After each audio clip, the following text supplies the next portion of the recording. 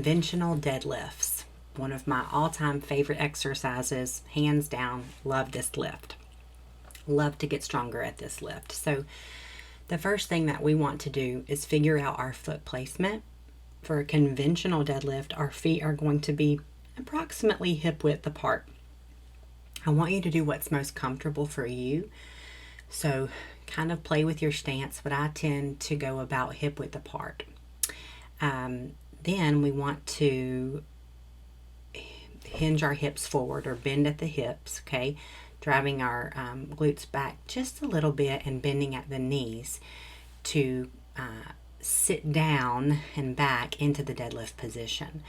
We're going to grab the bar just outside of our shins. So I like to grab the bar just outside my shins, and I do use my Versa grips here. I can pull more with a Versa grip on, and I do an overhand grip. So with my feet hip width apart, I hinge at my hips or bend forward, and I sit back, placing my hands just outside of my shins on the bar. Okay, at this point what I want to do is get tight. So once I'm down here in this position, I want to get tight.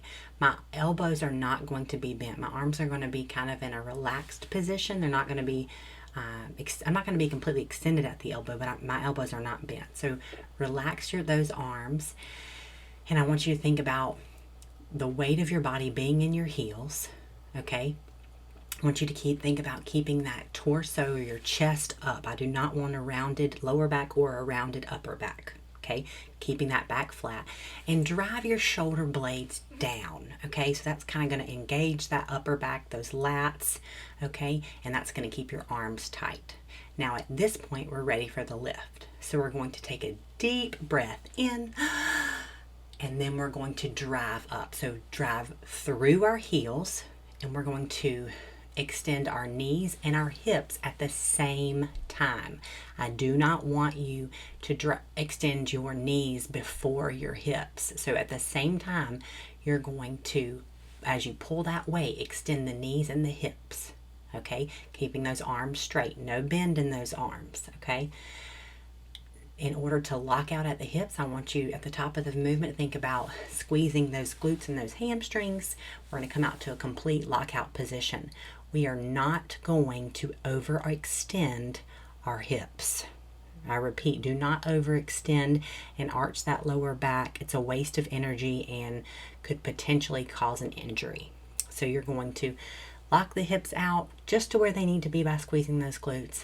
And then we're going to lower the weight using the same movements but in reverse, and we're going to do it very controlled. Do not drop this weight.